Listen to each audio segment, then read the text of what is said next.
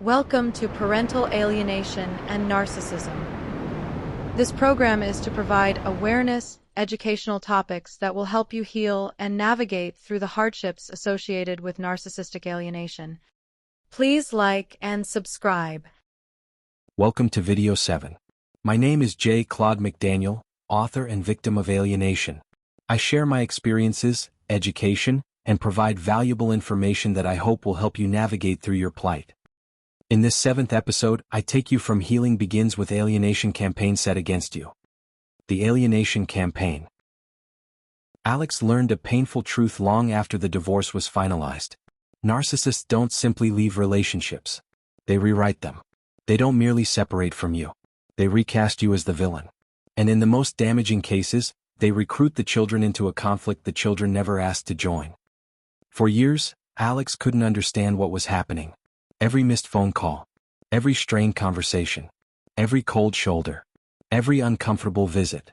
He assumed these were simply growing pains, the natural struggles that come with divorce and changing family dynamics.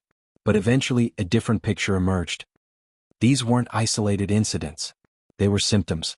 Symptoms of an ongoing campaign that was subtle, deliberate, and devastatingly effective. At first, the tactics were almost impossible to recognize. The comments sounded harmless.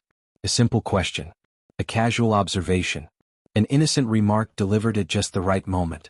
I wonder if your dad really cares about you the way he says he does. I'm the one who does all the hard work while your father gets the fun visits. If he really wanted more time with you, he would have fought harder. Each statement seems small on its own. But parental alienation rarely works through one dramatic event. It works through repetition. One comment, then another, then another. Like drops of water slowly carving a canyon. Over time, doubt begins replacing trust.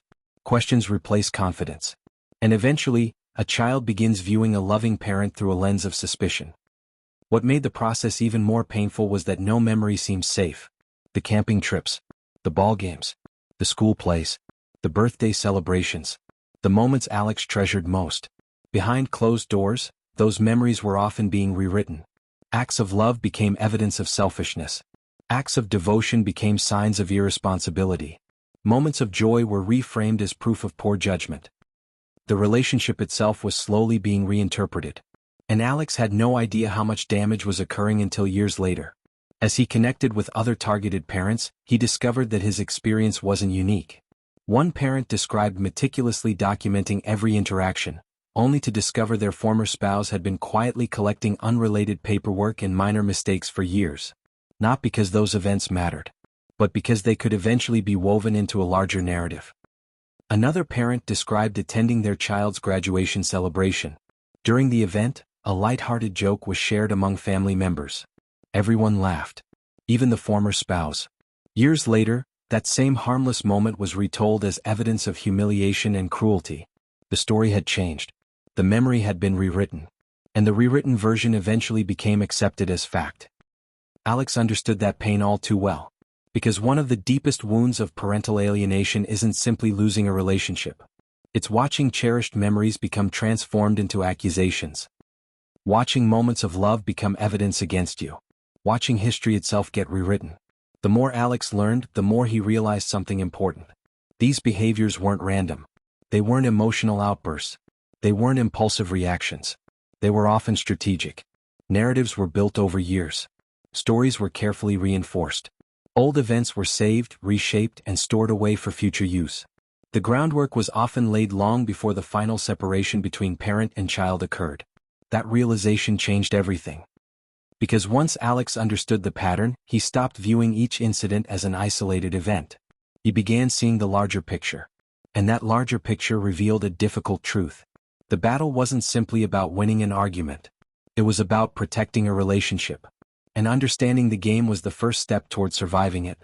In the part B next in this episode, we'll explore how Alex stopped reacting to the alienation campaign and began holding on to hope in the face of alienation.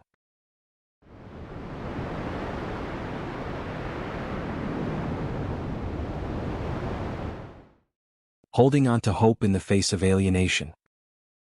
Once Alex understood what he was facing, another question emerged. What do you do when someone is actively trying to erase your relationship with your child? His first instinct was the same instinct many targeted parents have. Fight harder. Explain more. Defend himself. Correct every false statement. Challenge every distortion. But over time he discovered something surprising. Healing and protection rarely come from winning arguments. They come from understanding the terrain. The first step was accepting reality. This wasn't a normal disagreement between co-parents. This wasn't simply bitterness after divorce. This was a sustained effort to damage a relationship. And until Alex accepted that reality, he kept responding as though logic and reason alone could solve the problem. Once he saw the situation clearly, he changed his approach. He began documenting everything. Not obsessively. Not vindicatively. But carefully. Emails. Text messages. Missed visitations. Contradictory statements. Patterns of behavior. He wasn't collecting evidence for revenge. He was preserving reality in a situation where reality itself was constantly being challenged. At the same time, Alex learned one of the hardest lessons of all. Emotional control is a form of protection. Alienators often thrive on conflict. They want emotional reactions. Anger. Outbursts. Frustration. Because those reactions can later be used as proof that the targeted parent is unstable or unreasonable. So Alex stopped feeding the drama. Not because he stopped caring, but because he understood the trap. He focused instead on consistency, calmness, reliability, and most importantly, love. He continued sending birthday cards, holiday messages, small reminders that said, "I haven't forgotten you. I'm still here. You are still loved." Not because he expected immediate results, but because relationships are built through consistency. Trust is rebuilt through consistency. And children often remember consistency long after they forget individual arguments. Alex also established boundaries. Communication became limited, written whenever possible, focused on facts rather than emotions. He stopped participating in unnecessary conflict. He stopped defending himself against every accusation. And he stopped allowing his emotional well-being to be controlled by someone else's behavior. One of the most important decisions he made was seeking support. For years he believed he had to handle everything alone. But alienation is isolating by design. The targeted parent often feels misunderstood by friends, family, and even professionals. Eventually, Alex found people who understood. Therapists, support groups, legal professionals, other parents who had walked the same difficult road. For the first time in years he realized he wasn't alone. And that realization gave him strength. Not because it solved the problem, but because it reminded him that the problem was real, and that others had survived it. Perhaps the most powerful lesson Alex learned was this. Hope is not passive. Hope is not waiting. Hope is action. Every birthday card mailed without a reply. Every calm goodbye after a difficult visit. Every decision to respond with love rather than bitterness. Every effort to remain steady despite the heartbreak. These were acts of hope. Small acts. Quiet acts. But powerful ones. Alex didn't expect miracles. He didn't expect sudden reconciliation. He didn't expect applause or recognition.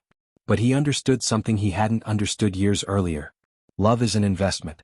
And every act of unconditional love plants a seed. Some seeds take years to grow. Some take decades. But they remain. Waiting. And if one day his child began questioning the stories she had been told, if one day she started searching for answers, if one day the fog began to lift, Alex wanted them to know exactly where to find him. Right where he had always been. Steady, patient, loving, and ready to welcome them home. Because that's the final lesson of this chapter. You may not see results today. You may not see them next year. You may not see them for a very long time. But every moment you remain true to yourself, every moment you choose love over bitterness, every moment you refuse to become what others accuse you of being, you are planting seeds. And when the lies eventually weaken, when the confusion begins to fade, those seeds may become the bridge back to the relationship that alienation tried to destroy. As this story continues, we'll explore what happens when truth begins breaking through years of manipulation, and why some children eventually start asking the questions that lead them home. This ends part 7 of my narration. Part 8 will be speaking to resisting the narcissist alienation campaign. Thank you for reviewing my site and listening to part 7. Please like, subscribe, and comment.